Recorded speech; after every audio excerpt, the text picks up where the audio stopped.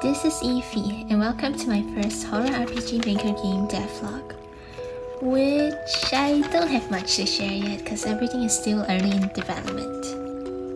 In this video, I'll show you the designs I have so far for the characters and settings.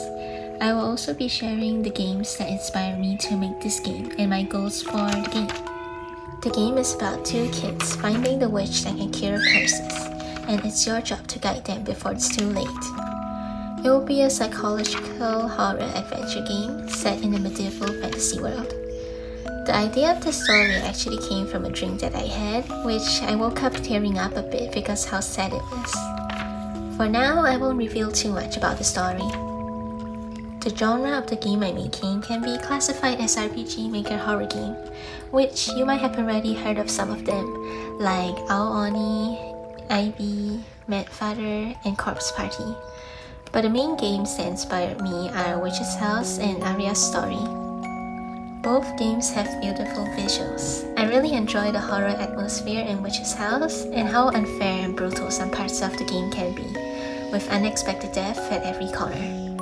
I want my game to also have this unexpected nature that can give my players a surprise when playing the game. The two games also have multiple endings that change depending on the player's choices.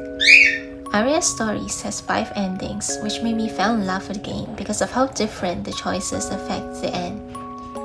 Multiple endings are the reason why I love video games as a storytelling medium, as they can help to show the depths of the characters through the possible decisions they can make and how it affects the outcome. Right now, my plan for the game is to have multiple dead endings from failing tasks or puzzles, and 6 main endings depending on how fast you find the witch. Witch's House is a challenging horror survival game, where a girl must escape the witch's house, which is full of traps and puzzles.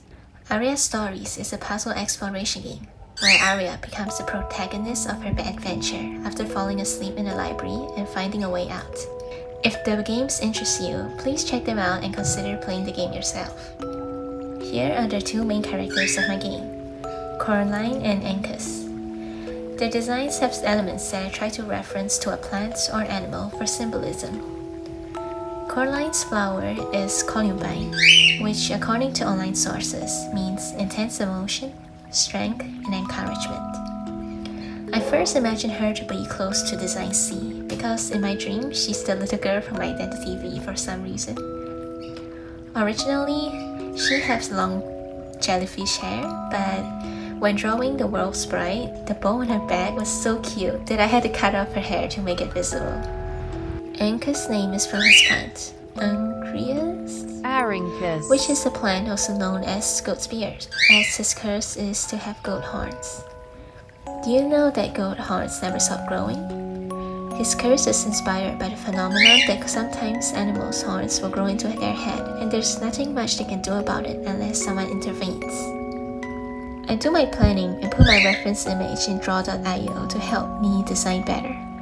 So far, I think this is a good way to plan things. I started testing how to do the basic game mechanics and import original art into RPG Maker to make original maps. One problem I'm facing right now is that I want to draw a perspective for the backgrounds so I can show the interior better. But then the size of the characters will be inconsistent to the environment. I found a way to make the character bigger depending on where they are, but this plugin will make them slightly blurry when upscaling, so I need to find a way to fix that. This will be my first real game made to be published and be played by other people. My goal is to just start game development and stop stalling and dreaming about it.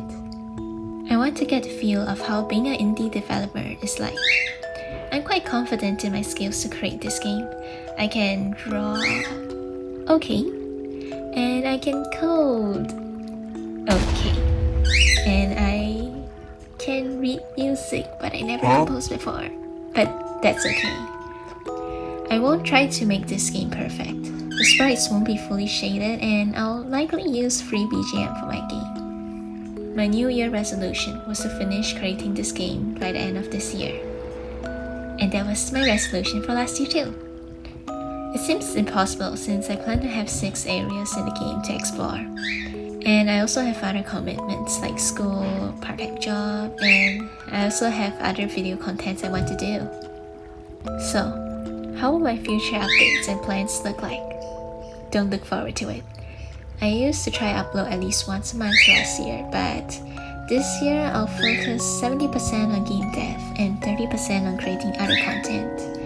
I won't make a progress video unless I finish a major part of my game and have something to show. But no one watches my videos, so my upload schedule doesn't matter anyways. To whoever who watches this far, thank you for watching. I really appreciate it. You don't have to subscribe since my videos are very random, but I hope one day that you'll find my video again. Bye!